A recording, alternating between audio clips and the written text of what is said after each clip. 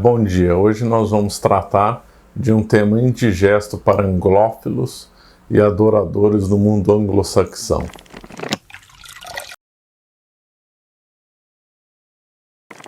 Nós vamos falar um pouco sobre a história da Irlanda. É lógico que esse daqui, alguns minutos, não vai dar para falar tudo, né? Eu estou preparando um vídeo mais longo sobre a Irlanda, isso daqui é só para dar uma pincelada. Na Idade Moderna houve a invasão Tudor da Irlanda, que durou um século mais ou menos. Foi de 1529 a 1603, na qual a Inglaterra acabou invadindo a Irlanda e assumindo o controle daquele lugar. E do ponto de vista econômico, os ingleses se instalaram a plantation, que é as monoculturas exportadoras. Então a plantation, eu acho que foi o primeiro lugar na história que teve a plantation, foi na Irlanda, uma coisa que é odiada mesmo por liberais, comunistas e tal. Bom, quem criou o modelo da plantation foi a Inglaterra na Irlanda. Os ingleses simplesmente subtraíram as propriedades dos irlandeses, assumiram o controle de grandes propriedades e forçaram os irlandeses para trabalhar para eles.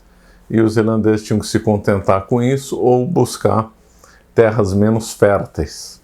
Com o tempo, os irlandeses passaram a plantar batatas, e isso vai causar um problema sério no futuro, como nós vamos ver. Se não bastasse a exploração econômica, houve um amplo domínio político da Inglaterra. Embora a maioria esmagadora dos irlandeses eram católicos, os católicos foram expulsos do parlamento irlandês, que passou a ser controlado somente por protestantes. Os irlandeses que protestaram ou guerrearam contra o domínio inglês foram vendidos como escravos para o Caribe. E em Barbados, esse grupo de irlandeses ficaram conhecidos como Redlegs. Tem os descendentes até hoje deles lá em Barbados, né? Quer dizer, uma coisa assim brutal do que a Inglaterra fez contra os irlandeses. É lógico, a Inglaterra, por ser protestante, viu os católicos irlandeses como inimigos e aí subjugaram povos que lutavam, exportavam como escravos, fora os que foram massacrados, é claro. E aí o racismo imperava contra os irlandeses, né? Os ingleses alimentaram durante séculos um sentimento de superioridade contra todos os povos, que incluía os irlandeses, não só contra negros e índios, mas também contra outros povos brancos, o que prova o ódio que eles tinham contra os irlandeses. Assim, citando como exemplo, segundo Taylor, o sentimento geral no século XVII mostra que os ingleses se achavam uma civilização superior e tratavam os irlandeses como bárbaros subalternos e qualificaram-nos como sujos, preguiçosos, assassinos e pagãos. O casamento entre inglês e irlandês era proibido para evitar a degeneração do povo inglês. E, surpreendentemente, essa proibição não é da época moderna, é da época medieval, uma lei de 1336, quer dizer, desde a Idade Média, a Inglaterra via com preconceito a Irlanda. E aí, quando a Inglaterra se tornou protestante, esse preconceito se tornou um racismo brutal feito contra eles. Outro tipo de exemplo, o comandante, segundo Taylor também, o comandante inglês Humphrey Gilbert, por exemplo, em uma das inúmeras campanhas inglesas contra a Irlanda, século XVII, tratava os irlandeses como bestas, impondo terror e intimidação contra eles, e chegou a decorar o caminho de sua tenda com crânios de irlandeses. Quer dizer, esse comandante inglês fez que chamava os irlandeses de pagãos, cometeu um ato pagão. Na África era comum os chefes tribais decorarem as suas tendas, né, as suas residências com crânios de vencidos, e o inglês fez a mesma coisa que os africanos faziam.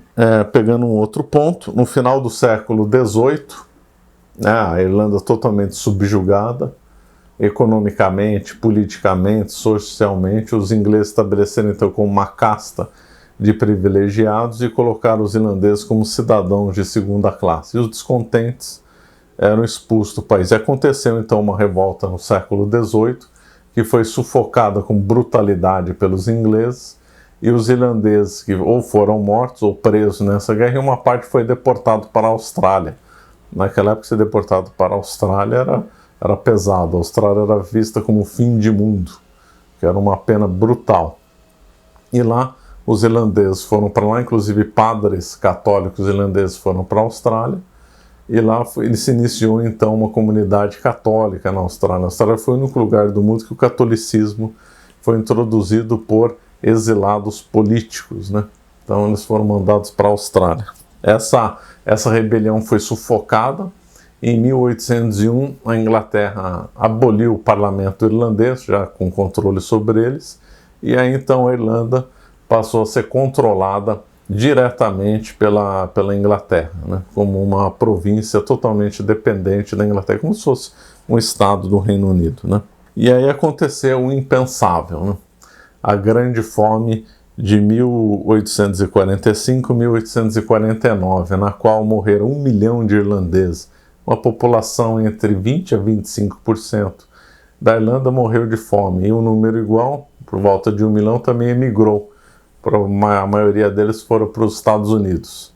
Essa fome tem motivo de muitos estudos, né, o que causou essa fome, mas aí nós temos uma das causas justamente a plantation, que aí, como eram monoculturas que meramente exportadoras, então não diversificou a produção agrícola na Irlanda, e os irlandeses mais pobres, que tinham as piores terras, plantavam somente batatas. E aí aconteceu uma praga na batata, houve uma queda na produção agrícola, e os islandeses passaram fome. Aí poderia se fazer uma pergunta: ué, mas se a Irlanda pertencia à Inglaterra, se era como se fosse um estado, se era como se fosse, por exemplo, o estado aqui do Brasil, a Bahia, ou Pernambuco, ou São Paulo, era mais ou menos o mesmo nível, né, já que estava tudo unido, a Inglaterra não fez nada para ajudar? Pois é, fez muito pouco.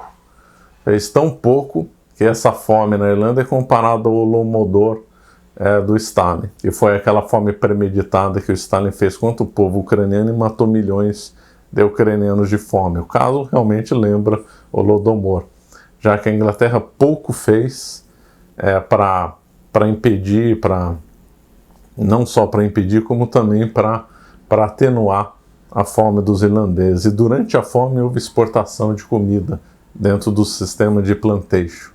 Ainda mais absurdo, a Inglaterra tinha feito uma lei de pobres, entre aspas, que acabou prejudicando a caridade privada. Então ela ficou com o monopólio da caridade, né, das instituições caritativas, e limitando a ação da caridade privada, porque já teve outras fomes na Irlanda, e as entidades privadas acabaram socorrendo. Devido a essa lei, a centralização da Inglaterra, aumento de impostos e outros casos, as entidades caritativas privadas não tiveram condições de agir. E mais, caso simplesmente inacreditável, conta-se que o estado americano de Massachusetts enviou um navio repleto de cereais para a Irlanda, e esse navio, quando chegou na Irlanda, foi confiscado por autoridades inglesas que impediram de chegar lá, com alegações que feriu o comércio, etc. E mais, a Turquia enviou uma doação de 10 mil libras, na época uma fortuna, né, para a Irlanda, mas pressões da embaixada inglesa pediram para o sultão reduzir em 1.000 libras, porque era a quantidade que a rainha da Inglaterra tinha enviado para a Irlanda. Quer dizer, o que a Inglaterra fez com a Irlanda na fome foi uma coisa simplesmente inacreditável, deixando 1 milhão de irlandeses morrerem. E muitos defendiam que tinha que morrer mesmo, porque era um povo inferior. Muitos diziam que tinha que deixar a lei de mercado funcionar, então se a lei de mercado matou as pessoas, tudo bem. Outros diziam que a Irlanda, com princípios malthusianos muito na moda, que tinha que morrer mesmo, porque tinha muita gente, não tinha como alimentar os irlandeses, então eles tinham que morrer por princípios malthusianos. Então a coisa lá foi brutal. O primeiro-ministro Benjamin de Israel, inglês, um típico dandy, vaidoso, um tipo horroroso, que odiava os católicos e os irlandeses, disse deles: os irlandeses detestam nossa ordem, nossa civilização, nossa indústria, nossa religião pura. Esta selvagem, imprudente, incerta e supersticiosa raça não tem simpatia com o caráter inglês. Seus ideais de felicidade humana são a alternância de tumulto entre clãs e a idolatria grosseira. Sua história descreve um inquebrável ciclo de fanatismo e sangue. Esse era o que o primeiro-ministro inglês pensava dos irlandeses. Esse era um sentimento comum deles. Muitos irlandeses se mudaram para a Inglaterra e lá foram vítimas de discriminação, ódio e repressão. Então, esse caso aí da forma inglesa retrata a maravilha do pensamento inglês, do protestantismo inglês, e a maravilha do pensamento e da vida anglo-saxana. E esses irlandeses que foram para os Estados Unidos também foram discriminados no local de destino.